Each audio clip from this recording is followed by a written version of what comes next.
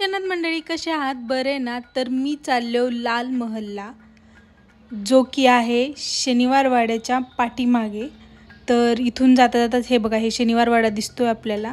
एक मिनटं दाखवते. तर हा आहे शनिवार वाडा आणि याच्याच थोडंसं पुढे गेल्यानंतर लगेच लाल महल आहे.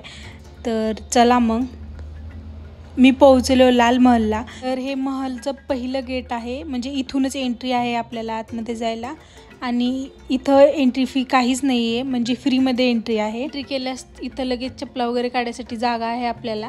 आणि इथून आतमध्ये जायला रस्ता आहे, तिथून लगेच आपल्याला लाल महल दिसतो. तर हा आहे लाल महल. मला वाटलं होतं गर्दी राहणार नाही, पण होती बऱ्यापैकी गर्दी इथं.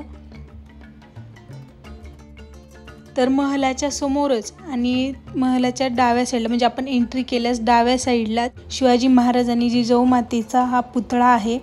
तो आहे नांगर धरून, म्हणजे हा सोन्याचा नांगर होता आणि इथे शिवाजी महाराजांनी पहिला नांगर चालवला होता.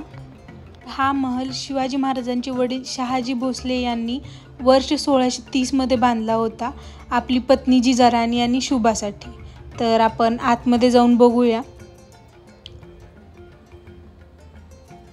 इथे सगळीकडे शिवाजी महाराजांचं म्हणजे पूर्ण इतिहासासारखं छोटे छोटे पेंटिंग लागले होते. आणि हे जिजाई मातेचा हा पुतळा आहे.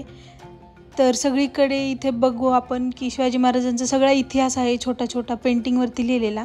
हा पूर्ण महल हा लाकडापासून बनलेला आहे.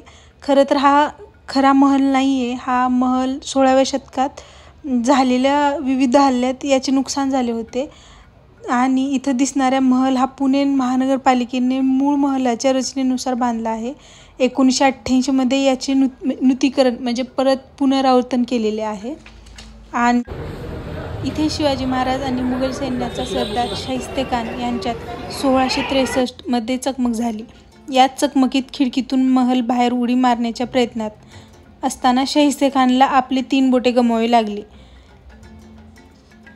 तर जो इतिहासामध्ये पाठांतर आहे ना की 3 बोटे शाहिस्तेखानाची कापली गेली होती, ती याच महलामध्ये कापली गेली होती. आणि हा आहे 2 मजली महल. वरचा मजला हा बंद केला आहे एंट्रीसाठी. तर आजच्या व्हिडिओमध्ये एवढंच काही. भेटू पुढच्या भागामध्ये.